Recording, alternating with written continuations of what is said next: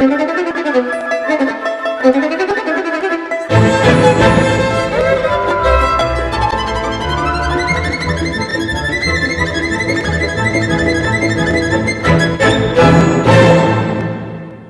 here at the Farrari Museum in Modena, which is clearly the sexiest place to be. And we're going to go and take a look inside, have a look at some cars, get a little bit of a guided tour, and we'll let you know what's going on in the world of Ferraris, not just the mechanical side, but the chassis, the colors, the Formula One wins. It's all inside. The museum was opened the year after Enzo Ferrari's death. That was 1990. Enzo Ferrari died in 1988 at the age of 90. Now the museum was opened by the town of Maranello because Enzo Ferrari was always looking ahead, always looking for the next race, the next win and the next car, and so he was not really involved in what was already produced and the victories he had already achieved in the past, so he didn't keep any car from his production, but he was very innovative in the sense that he kept in his archive all the original designs of every single component of each model that was produced in Ferrari since 1947. Now we are here closer to the very first car, 125S, which was the first car produced here in Maranello bearing the Ferrari trademark, which means produced in Maranello. Every Ferrari car gets out of the Ferrari factory just 500 meters from the museum. Now this car is indeed a replica because in 1947 they produced only 3 cars and they went all destroyed during the history, and in 1987 Ferrari decided to have the car produced again by the factory based on the original designs which I spoke to you about before, and so this is a car which is working, which is used in several events, and we have here a display at the museum to tell visitors about the start of the legend and the myth of Ferrari. This car is a 12-cylinder car. 12-cylinder is by far the Ferrari engine by definition. It's an engine by which von Karajan, the director, said it has a sound that no director will ever be able to reproduce. The sound of the engine is something which reinforces the emotion of driving a Ferrari. We always say we don't sell cars, we sell dreams, and the dream is given also by the emotion of the design, the sound and the performance of the car, of course. So we speak about technology, we speak about made in Italy, we speak about legendary men who drove the Ferraris throughout the world in all the competitions which have been part of our history.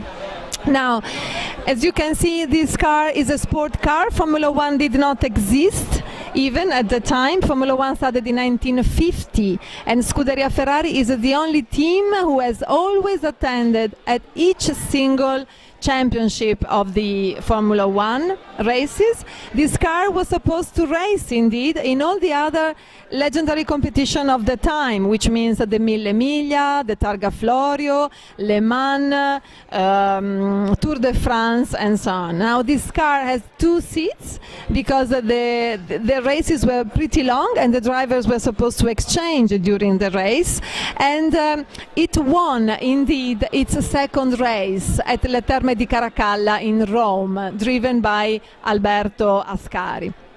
Now, the design in Ferrari is something very peculiar because it has always been linked to functionality.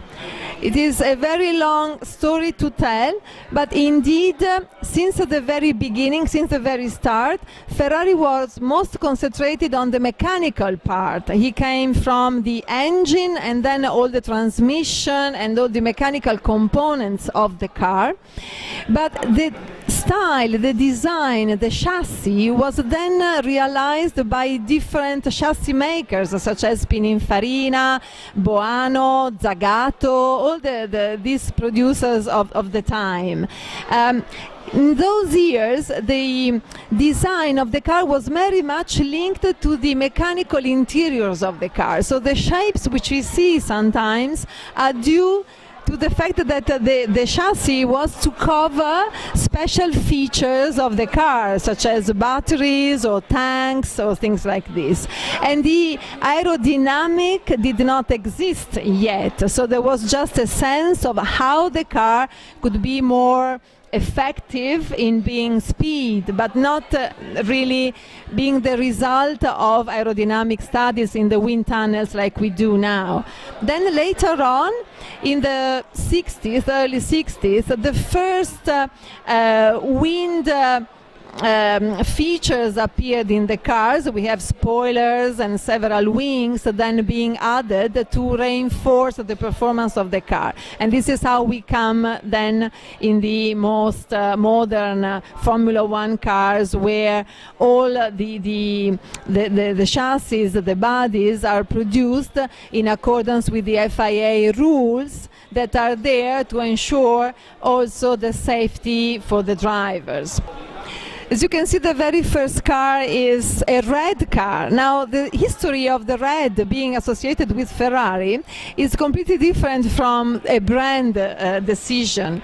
In the early 20th century, when the competition started, the FIA of that time had given a rule that each constructor was to be recognized by national colors, which means that all the French cars, for instance, were blue, the British were green, the German were white, and the Italian cars were all red. So this means that much earlier than the first Ferrari car was produced, the Fiat cars, Maseratis, Lancia, Alfa Romeos, when competing in international competitions, they were all red. This is why the first car that Enzo Ferrari produced in 1947 had to be red, because it was supposed to race in international competitions. Then during the 60s, when the costs for the technological innovations and developments went higher and higher, the constructors went looking for sponsors, which is a very nice word,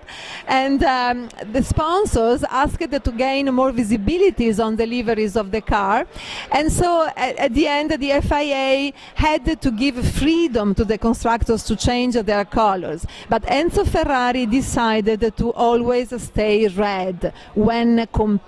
So in the competitions, meaning Formula One, but all even the others, when officially racing, the Scuderia Ferrari cars have always been red, and that provided the brand with this very strong link by which when you see a red car racing, you think it's a Ferrari car. Now, all the Ferrari cars are produced in Maranello, here in the factory. The factory has several plants. We entirely produce the engines, from the foundry to the mechanical workshop, where we finish the parts, the rough parts coming from the foundry, to the assembly lines of the engines. We produce currently both 8-cylinder and 12-cylinder engines. For the chassis, the production starts in Modena, where Ferrari owns a plant which is called the Carrozzeria Scaglietti, where they assemble the body in white. The bodies come here to the paint shop in Maranello, and from the paint shop they go to the assembly lines of the cars, where the car gets finished and ready for the delivery to the client.